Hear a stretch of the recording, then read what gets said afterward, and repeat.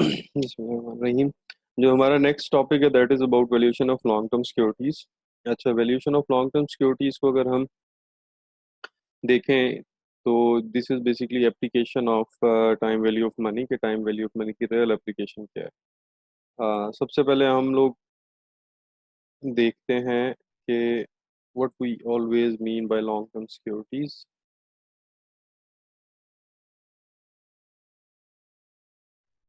Okay जी, I am writing accounting equation. ये हम सारों को पता है कि क्या है, asset is equal to liability plus equity. अच्छा, इसकी थोड़ी सी मैं अगर सेग्रीगेटेड फॉर्म लिखूं तो हम कहते हैं current assets plus fix asset is equal to current asset plus long term liabilities plus equity. इसको मजीद अगर हम ओपन करें तो that is current asset plus fix asset equal to current liability, ऊपर की करंट लायबिलिटी है, plus long term liability, long term liability plus equity को भी अगर हम लिखें तो that is preferred stock plus common stock. तो हमारी जो टोटल अकाउंटिंग इक्वेशन बनती है it becomes like this कि asset is equal to liability plus equity. When we open asset side, it becomes current assets and fixed asset, and on the other side we have basically segregated liability. Liability becomes current liability and long term liability plus equity, and then I further segregated it towards current assets plus fixed asset, which are equal to two types of liability, that is current liability and long term liability plus equity. I have written all kind of equities, that is preferred stock and common stock. So basically this portion, long term liability, this long term liability plus preferred stock and common stocks are called long term securities. ठीक है जी। Preferred stock और common stocks R securities, क्योंकि हमने यहाँ पहले ही define कर लिया था कि हमारे पास शेयर्स हैं। जबकि अगर हम बात करते हैं लॉन्ग टर्म लाइबिलिटी की, तो लॉन्ग टर्म लाइबिलिटी जो होल्ड करती है सिक्योरिटी, विच जिसको हम कहते हैं bond. So asset is equal to liability plus equity. ठीक है, ये basically which is equal to current liability plus long term liability plus equity, and then we segregated it long term liability plus preferred stock plus common stock. तो long term liability में normally हमारे पास जो securities होती हैं वो हमारे पास bond होते हैं। सो बॉन्ड्स आर सिक्योरिटीज जिसको हमने वैल्यूएट करना है। Going back to the book, long term securities की कुछ वैल्यूएशन कॉन्सेप्ट देख लेते हैं। The very first is liquidation value. Liquidation value के आसान अल्फाज या आसान जबान में हम ये कह सकते हैं, जब आप कोई चीज़ सेल आउट करते हैं तो अगेंस्ट उसके जितनी मनी रियलाइज होती है, when you have an asset, ठीक है जी, या आपके पास कोई बॉन्ड है जी, it's a kind of affidavit, आप उसको मार्केट में सेल आउट करते हैं और सेल आउट करने के बाद जो एक्चुअल मनी रियलाइज होती है that is liquidation value. Next है going concern. Going concern we have already studied in accounting.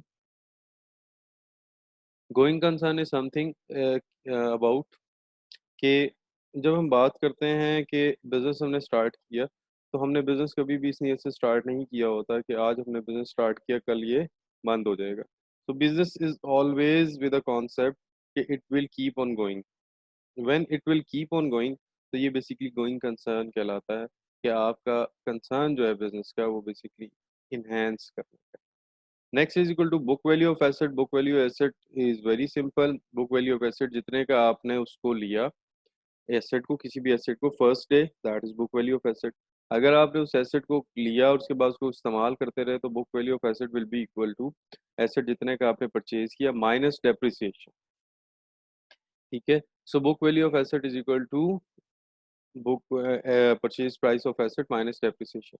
अगर आपने किसी भी फर्म की टोटल बुक वैल्यू देखनी हो तो फर्म की टोटल बुक वैल्यू होती है टोटल एसेट्स माइनस लाइबिलिटी। यहाँ इन्होंने डिफाइन भी किया हुआ है।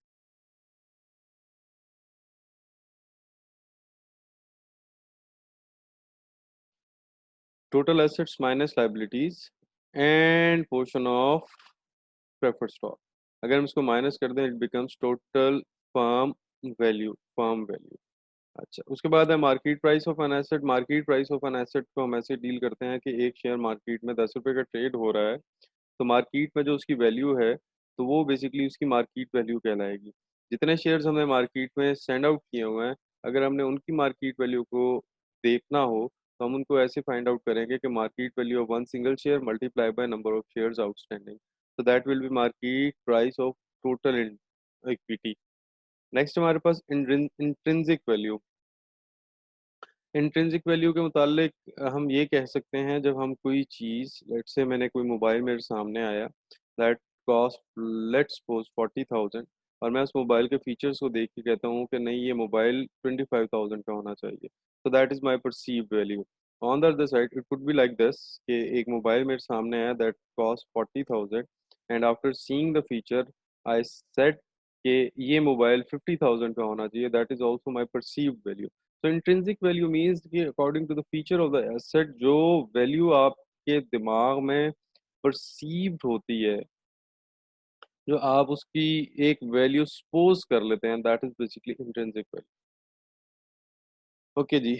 नेक्स्ट हमारे पास बॉन्ड्स। बॉन्ड्स की हमने भी डेफिनेशन की कि बेसिकली बॉन्ड्स आपको मिलेंगे लॉन्ग टर्म लाइबिलिटीज के अंदर। सो लॉन्ग टर्म लाइबिलिटीज के अंदर जो बॉन्ड है, हम उसको देखते हैं। Bond is a long term debt instrument. जब आप बॉन्ड की बात करते हैं तो basically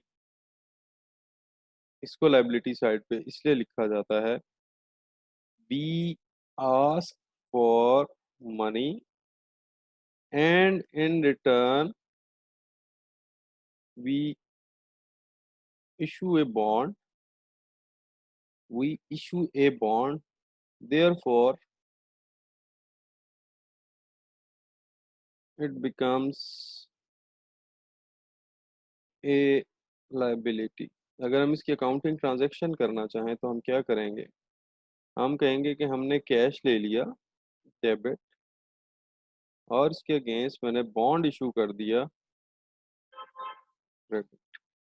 So that means your bond will be on the liability side, so it will always be credit. So credit means कि ये मेरे ऊपर liability है।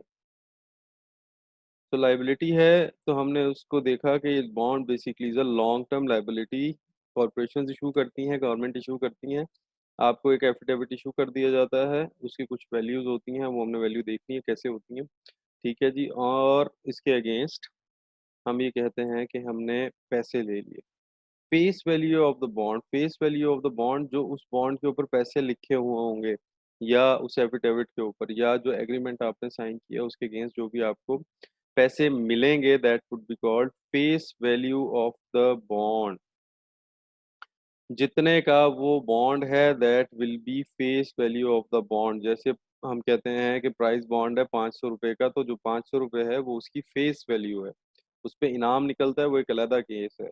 But the face value of that particular prize bond is 500, 140 rupees, 7,000, 15,000। There are multiple face values of the prize bond. जैसे 40,000 का prize bond है, तो there are so many prize bonds available. तो ये प्राइस बॉन्ड जो हैं उसके ऊपर जो वैल्यू लिखी होती है, that is basically the value of that particular bond which is called face value. Next is coupon rate. Coupon rate means face value के अलावा। ठीक है। एक तो जब हमने कहा कि मैंने फॉर एग्जांपल 1,000 रुपये ले लिए, इस बॉन्ड के अगेंस्ट मुझे 1,000 रुपये की लाइबिलिटी जनरेट हो। इनके अलावा लेट्स सपोज, क्योंकि मैंने बॉन्ड लिया हुआ, लाइबिलिटी ली हुई है, और मैं इसके ऊपर कोई इंटरेस्ट पे करता हूँ, तो इंटरेस्ट कैसे पे होगा, इंटरेस्ट एक्सपेंस, लेट्स सपोज 100, और कैश 100 क्रेडिट।